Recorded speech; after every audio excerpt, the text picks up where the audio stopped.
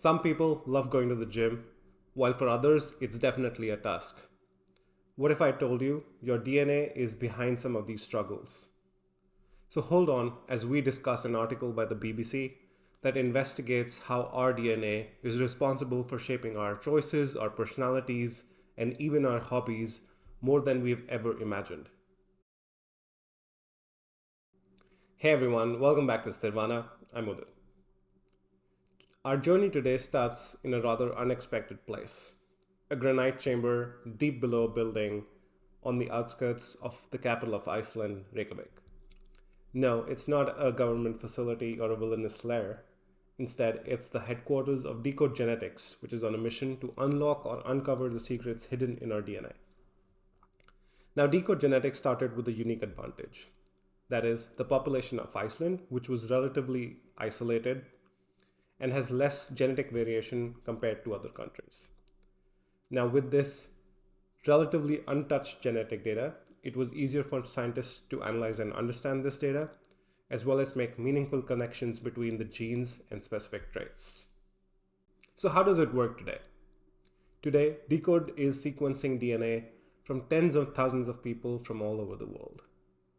This essentially involves taking a detailed inventory of a unique chemical code that forms the blueprint of each individual.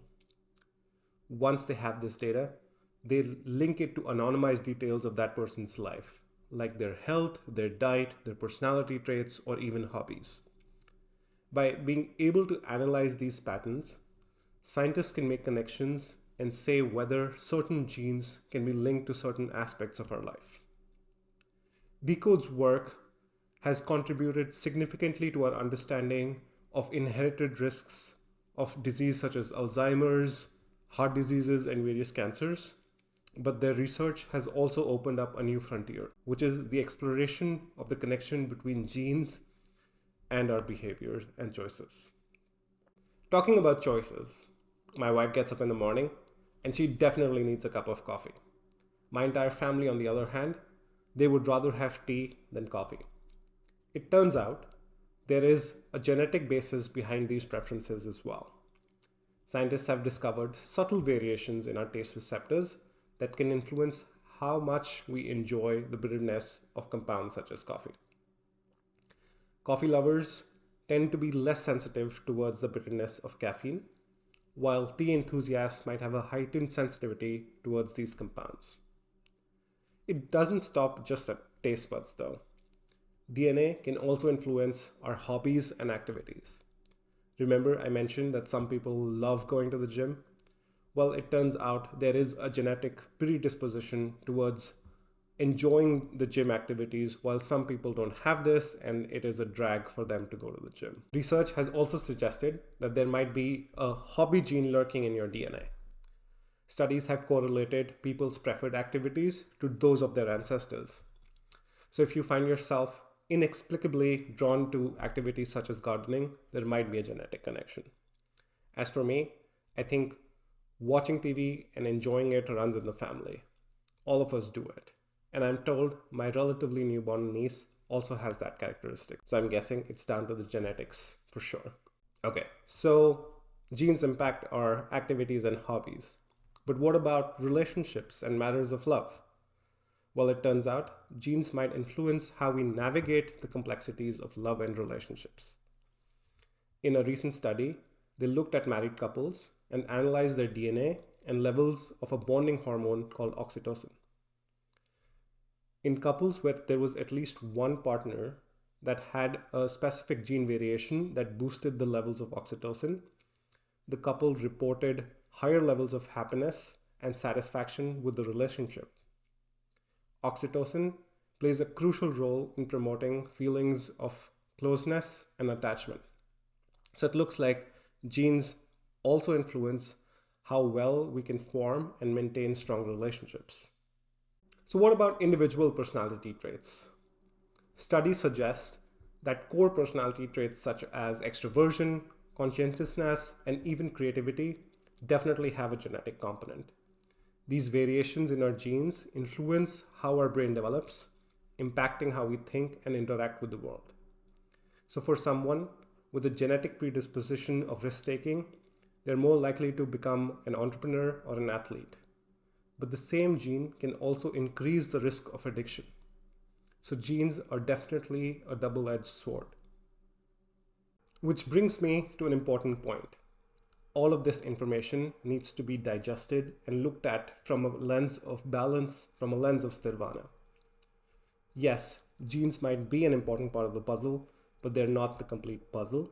And I'll get to that in just a second, but there are companies out there that are on the hunt of so-called talent genes, which are nothing but specific gene variations that indicate innate predispositions to certain abilities. So imagine finding a math gene in one of the child and giving that child the right opportunities. The possibilities seem endless there. However, the reality is much more complex than that. Yes, the genes might nudge you towards certain abilities such as math or music, but they're only a piece of the puzzle. Environmental factors such as early exposure or quality of education, and most importantly, practice, are crucial to shaping the abilities of an individual.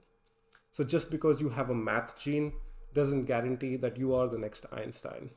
So yes, the research that we've explored here definitely paints a fascinating picture, but we need to remember the age-old debate of nature versus nurture. We need to remember that genes are only one half of the equation. The environment we grow up in, the experiences we have, all play a crucial and important role in shaping who we truly are.